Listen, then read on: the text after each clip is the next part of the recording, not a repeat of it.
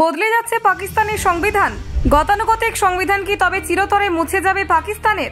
আসিম মুনিরের ক্ষমতা বৃদ্ধিতে সংবিধান বদলাচ্ছে পাকিস্তান। দিনের শেষে কি সেনা শাসনে চলে যাবে দেশটি? পাকিস্তানে একেবারে হুলস্থুল কাণ্ড। পাকিস্তানের সেনাপ্রধান আসিম মুনিরের ক্ষমতা বাড়াতে ২৭তম সংবিধান সংশোধনী প্রস্তাব দিয়ে দেওয়া হলো। শাহবাজ সরকার সেনার হাতে আরো বেশি শক্তি তুলে দিতে চায়।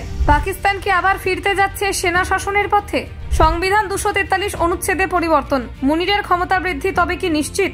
সেনা প্রধানের নিয়োগ ও ক্ষমতার বড় রদবদল আনছে পাকিস্তান সরকার। আন্তর্জাতিক মঞ্চে বাড়ছে মুনিরের প্রভাব, দেশীয় রাজনীতিতেও চলছে তার পদচারণা। সেনা প্রভাব বাড়ানোর চেষ্টা চরমে। তাহলে পাকিস্তানের গণতন্ত্র কি সত্যিই বিপন্ন? দেখুন, পাকিস্তানের সামরিক এবং রাজনৈতিক পরিমণ্ডলে এক নতুন উত্তেজনা তৈরি হয়েছে। চলতি মাসে জানা গেছে পাকিস্তান সরকার শীঘ্রই ২৭তম সংবিধান সংশোধনী বিল সংসদে আনার পরিকল্পনা করছে। এই বিলটি মূলত পাকিস্তানের সেনাবাহিনী এবং বিশেষ করে সেনাপ্রধান আসিম মুনিরের ক্ষমতা বৃদ্ধি করার উদ্দেশ্যে প্রণীত হয়েছে।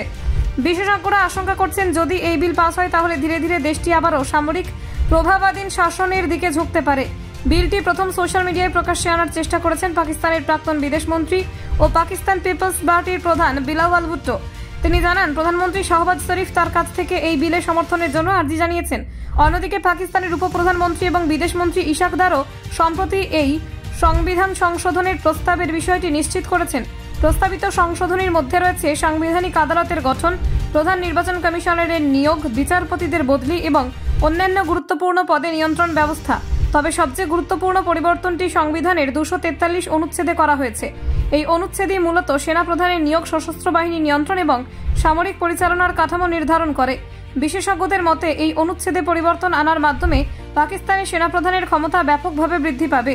এটি শুধু সেনাবাহিনীর ওপর রাজনৈতিক প্রভাব বৃদ্ধির পথ সুগম করবে না, বরং দেশটির গণতান্ত্রিক প্রতিষ্ঠানগুলির কার্যক্রমেও সরাসরি প্রভাব ফেলবে। পাকিস্তানের ইতিহাস প্রমাণ করে যে সেনার শাসন নতুন ঘটনা নয়। ১৯৯৯ সালে তৎকালীন প্রধানমন্ত্রী নওয়াজ শরীফকে সামরিক অভ্যুত্থানের মাধ্যমে ক্ষমতাচ্যুত করে দেশের শাসনভার হাতে নিয়েছিলেন তৎকালীন সেনাপ্রধান পারভেজ মুশারফ। সেই অভিজ্ঞতা থেকে বোঝা যায় সংবিধান সংশোধনের মাধ্যমে সামরিক ক্ষমতা বাড়ানো কতটা গুরুত্বপূর্ণ হতে পারে। আসিম মুনিরের ক্ষমতা বৃদ্ধি এবং প্রভাবের পেছনে তার সাম্প্রতিক কার্যকলাপও গুরুত্বপূর্ণ ভূমিকা রেখেছে। অপারেশন সিঁদুরের পর তার গুরুত্ব বৃদ্ধি পেয়েছে এবং পদোন্নতি পেয়ে তিনি ফিল্ড মার্শাল হিসেবে দায়িত্ব পালন করছেন। এই পদোন্নতি তাকে সামরিক এবং কূটনৈতিক স্তরে নতুন সুযোগ এনে দিয়েছে। সম্প্রতি তিনি আন্তর্জাতিক মঞ্চেও চোখে পড়ার মতো উপস্থিতি দেখিয়েছেন। কয়েক মাস আগে তিনি আমেরিকা সফরে গিয়ে মার্কিন প্রেসিডেন্ট ডোনাল্ড ট্রাম্পের সঙ্গে বৈঠক করেছেন। এই বৈঠকে ট্রাম্প মুনিরের প্রশংসা করেন এবং তার নেতৃত্বের প্রশংসায় অভিভূত হয়েছেন। এই আন্তর্জাতিক স্বীকৃতি মুনিরের রাজনৈতিক এবং সামরিক প্রভাবকে আরও বাড়িয়েছে। সংবিধান সংশোধনের প্রস্তাবিত পরিবর্তনগুলি পাকিস্তানের রাজনৈতিক কাঠামোতে দীর্ঘমেয়াদী প্রভাব ফেলতে পারে। সাংবিধানিক আদালতের গঠন ও প্রধান নির্বাচন কমিশনারের নিয়োগ প্রক্রিয়ায় সেনাপ্রধানের সরাসরি প্রভাব থাকলে সামরিক নীতি দেশ পরিচালনার মূল ভিত্তি হয়ে উঠতে পারে। Bureau report, Bangla digital TV.